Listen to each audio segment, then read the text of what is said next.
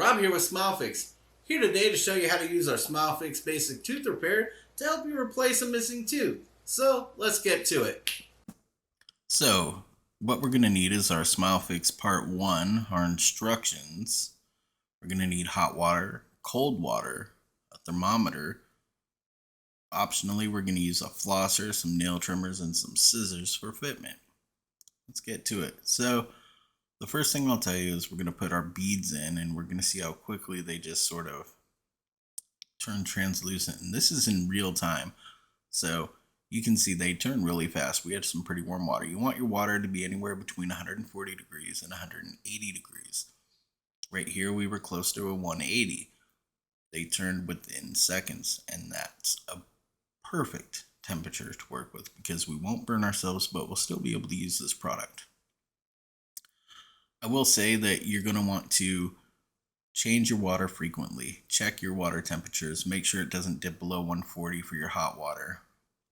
And if it does, swap it out. So we're stirring up the materials, and then we're going to take the melted beads and just sort of knead them between our fingers to create a uniform sheet of material. We're going to plop it right back in that hot water to get nice and hot and tear off a portion so that we can get to start.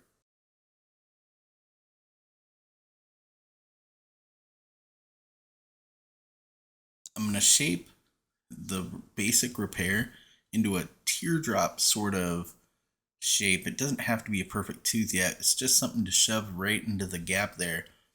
And then we're going to use our fingers to start molding the material into a tooth-shaped repair.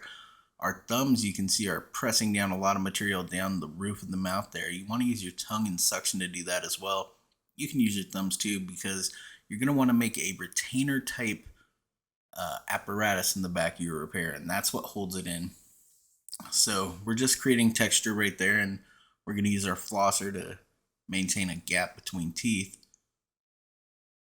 And then the other end of the flosser, we're going to start using it to make just this like texture of ridges, just like a natural tooth would have, and our finger there can smooth it out and adjust it as well.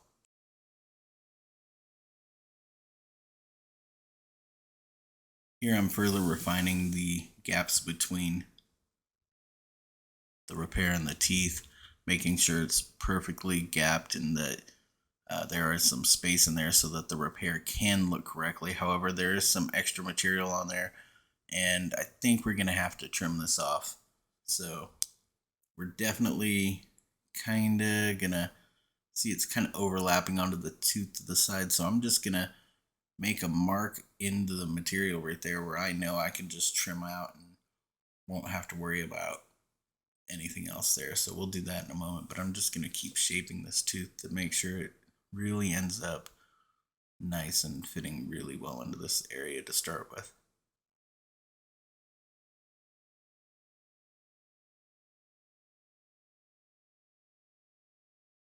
So I like that. We're going to let it harden a little bit and cool down, and then I'm going to pull it out to try to work with it here. It might be a little soon. Here we go. And it's sticking just a little, so I'm going to shove it back in.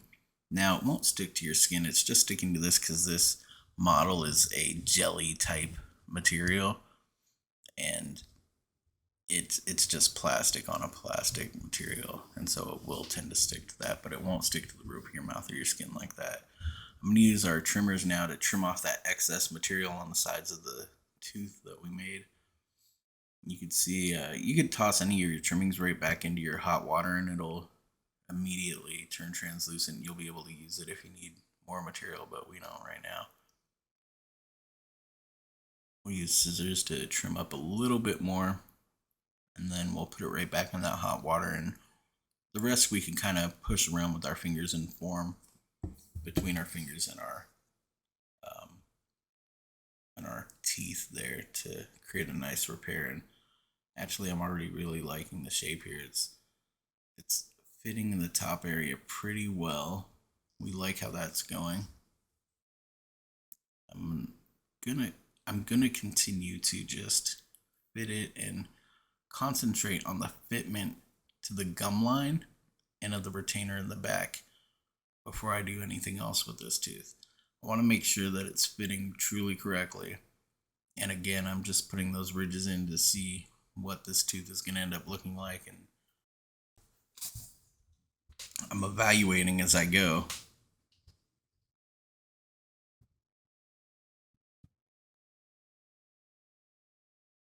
So I'm going to zoom in a little, and you can see as I work on it a little bit closer, it's starting to harden just a little bit, and that's perfectly fine. I'm going to put it into the cold water so it hardens quickly. Then I'm going to test the fitment again and decide where I want to go with this repair.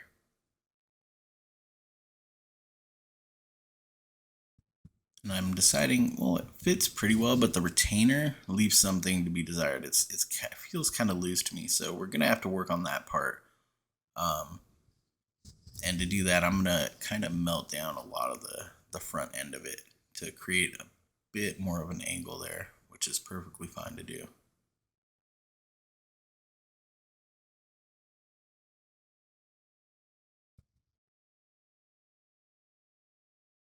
Now I want to remind you, the back end is the most important end. We're working on the cosmetic part, which is important to you to figure out, but the back end is what determines what and how well it stays into your mouth. So we're just adjusting it to fit the gum line best, and then we're actually going to draw it out a little with our fingers and remove some of the fingerprints that it might have picked up when we grabbed it off by smoothing it with our finger, and that actually made just a beautiful looking repair there. I really like the height. I'm going to press it in with that retainer area in the back. My thumb is actually doing what your tongue should be doing. And I'm really liking how this repair is looking here. So I'm going to harden it, and I just want to see how it looks in the mouth right now to see what exactly we have to do.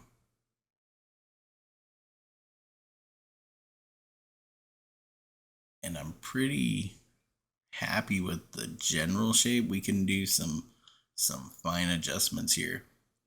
And I'm just taking a look at it a little closer, and I'm deciding, all right, I'm going to take some material off right here, thin it out just a hair, and make it a little bit thinner in the back of the retainer too, I believe, because I think it's a bit bulky. And yeah, it's really bulky right there. I'm going to remove some of that material so it fits better in the mouth, because comfort is the number one thing here. When you're wearing one of these, you can wear it for hours and hours and hours. You can wear it all day, and you're going to want it to be comfortable if you do that. So anything that you trim off, just remember you're going to want to reheat that edge, because it will create kind of a sharp or a drastic edge, and you want to place it back in your mouth and use your tongue and suction to really create a taper down to your skin and feel the roof of your mouth in this point, or in this case I should say. It should feel almost like a seamless transition, and it will fit better than any retainer you've ever had.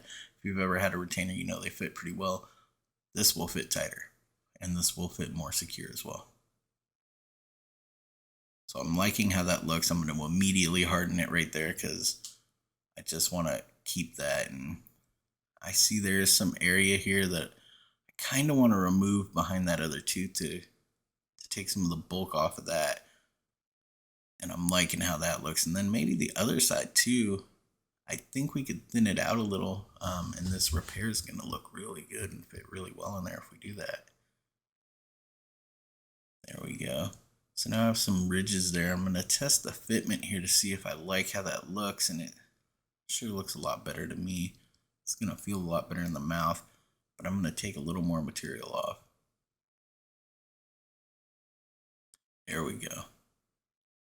Just maybe on this side too. There we go. And test it again, and I'm liking that a lot more. In fact, that's looking really good. So what we need to do now is we need to warm it up again and check it. Now I see my water is not warm enough to soften it, so I have to swap that out. I have a thermos on the side here that I'm keeping with some warm water in it. And I just dip this retainer piece and just the portion with the retainer back in there for now, and just barely in there.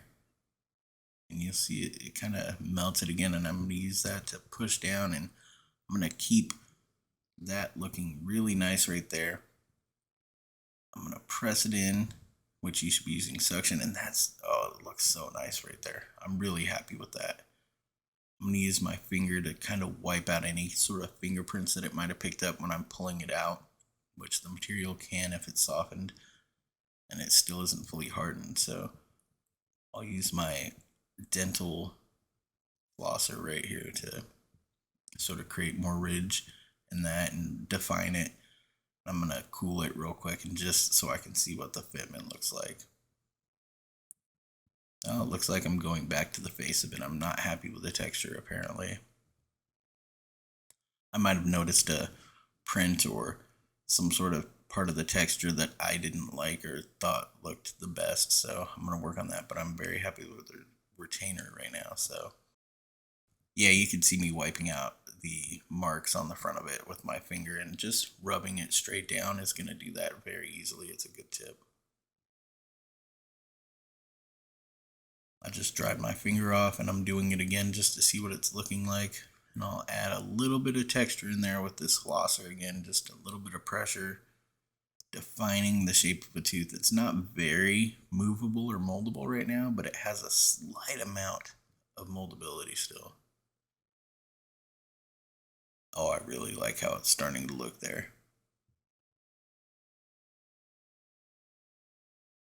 I'm going to take it out and put it into that cool water and harden it. Then I'll check the fitment probably one last time here and be complete.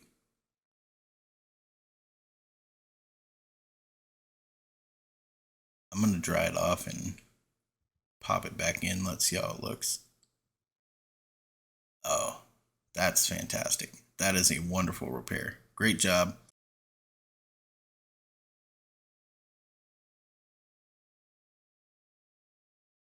Let me pop it up for a close-up. That's great. You can see how the repair fits in your mouth. It should look something similar. You need that retainer. Good luck.